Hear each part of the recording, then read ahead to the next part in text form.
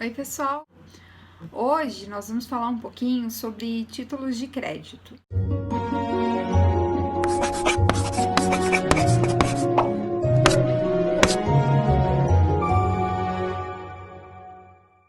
Para que a gente possa estudar os títulos de crédito, nós precisamos entender um pouquinho sobre a definição. Suelen, o que é um título de crédito? É uma coisa mais, como eu posso dizer, abstrata, porque muitos desses títulos nem são utilizados, ou se são pouco utilizados atualmente. Mas, se vai cair no exame da ordem, a gente precisa saber. Letra de câmbio, duplicata, nota promissória e cheque.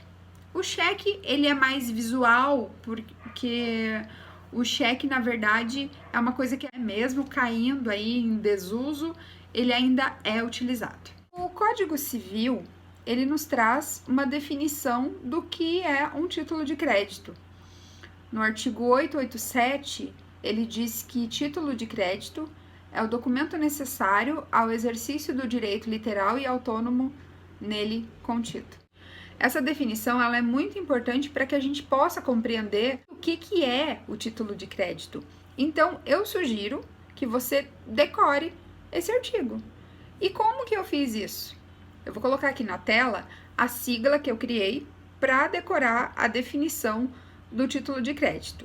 DNA é de lance, com esse C mudo aí, ok? Dentro dessa definição, ele já nos traz, assim, de graça, 3 características do título de crédito, que diz respeito ao princípio de cartularidade, o princípio de literalidade e autonomia. O documento necessário trata da cartularidade, ou seja, para que eu possa exigir um valor existente naquele cheque, eu preciso do cheque em si, do documento, para receber esse valor. Então, eu não posso chegar lá no banco com a cópia do cheque e falar, ó, seguinte, né?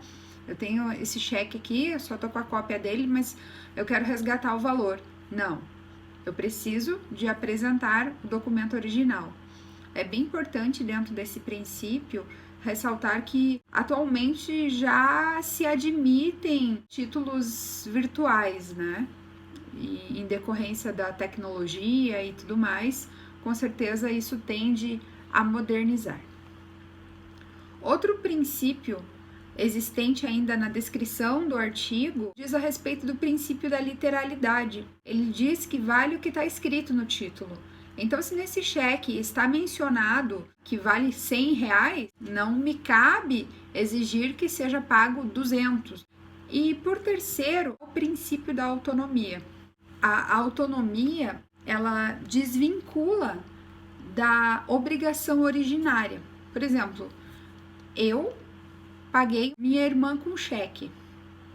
Só que ao invés dela descontar esse cheque, ela usou esse cheque para pagar um terceiro. Ou seja, ele se desvincula do negócio original.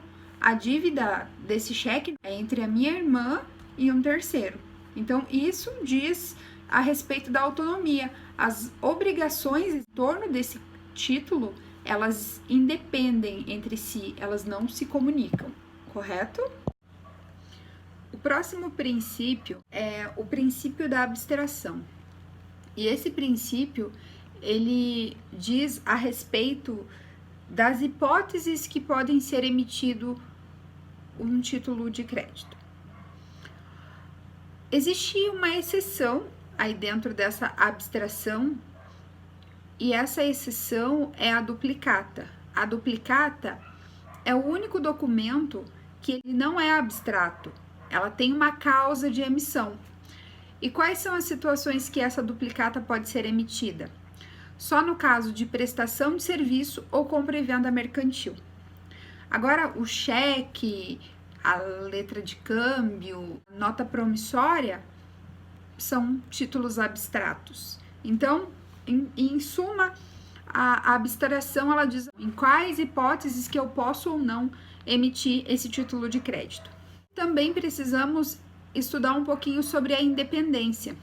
A independência é quando a emissão desse título não depende de um anterior. Então, para eu emitir a duplicata, antes eu preciso emitir a fatura. Já o cheque, a letra de câmbio e a nota promissória, eu não preciso de nenhum outro documento antes dele. Então, isso diz em relação à independência, eu não dependo de outro documento, certo?